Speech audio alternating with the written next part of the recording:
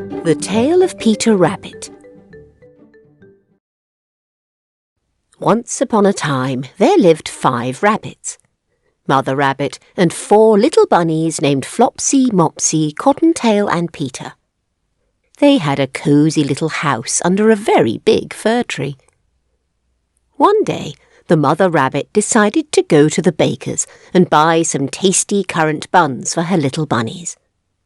Before going out, she told them, "Children, be careful and don't wander far away from home.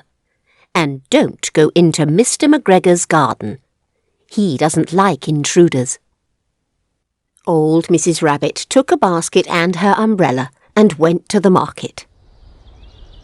Flopsy, Mopsy and Cottontail, who were good little bunnies, went down the lane to gather blackberries. Peter was a naughty bunny and didn't listen to his mother.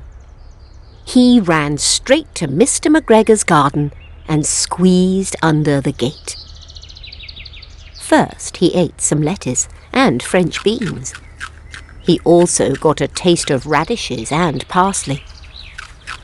But as he was reaching out for a cucumber, he saw Mr. McGregor. Mr. McGregor was on his knees planting cabbages when he saw Peter. He didn't like intruders in his garden, so he ran after Peter, yelling, "Stop, thief!" Peter was so scared he forgot the way back to his house and rushed all over the garden. While he was running from Mr. McGregor, he lost one of his shoes among the cabbages and the other somewhere in the garden. He then ran on 4 legs to outrun the gardener, but stumbled into a gooseberry net. His new blue jacket with brass buttons got caught in the net, and he couldn't move. Peter gave up trying to escape from the net and shed big tears. Luckily, there were some friendly sparrows around the gooseberry net. They helped Peter escape, but the little bunny left his new jacket in the bushes in a hurry. Mr. McGregor was catching up to our little bunny. Frightened Peter didn't know where to go and found the gardener's tool shed. He hid inside a bucket there. Mr. McGregor was quite sure that Peter was somewhere in the tool shed. He looked everywhere, but couldn't find the rabbit, until he heard "Achoo!" Peter sneezed and gave away his position.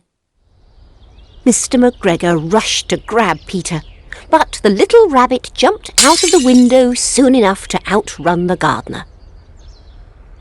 Mr. McGregor was so tired of running after Peter that he gave up and went back to his work. Tired, Peter sat down to rest. He was out of breath and trembling with fright. He was lost and had no idea how to get home. He caught his breath and continued going lippity-lippity-not, very fast. Soon he found a little door in a wall. An old mouse was going in and out of the door, carrying peas and beans to her family in the woods. He asked the mouse, "Mrs. Mouse, do you know the way to a big fir tree?" The mouse didn't know the way to Peter's house, so she shook her head. Peter began to cry again. When he calmed down, he decided to go back and find his way home through the garden. He came across a little pond where Mr. McGregor filled his water cans. He saw a white cat sitting near the pond, looking at the goldfish that was swimming in the water. Peter had heard about the cats from his cousin Benjamin Bunny, and he decided not to speak to her. He tiptoed around the pond and went back to the tool shed. He heard some noises and saw Mr. McGregor hoeing onions. His back was turned towards Peter, and he didn't see him. But Peter was happy, because he saw the gate and knew how to go back home. Little Bunny quickly ran towards the gate and didn't even care if Mr. McGregor saw him. As he was running, he saw his blue jacket and shoes on the sticks.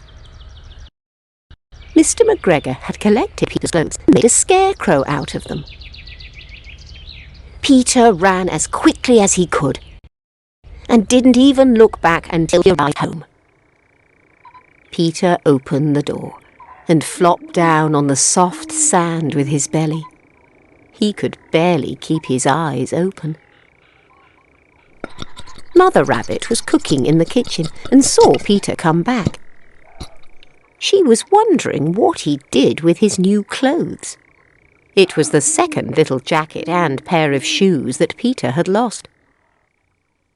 Seeing little Bunny Peter so tired, Mother made him a chamomile tea and put him to bed. And as tired, misbehaving Peter was taking his breath in bed, Flopsy, Mopsy and Cottontail had buns, milk and blackberries for tea.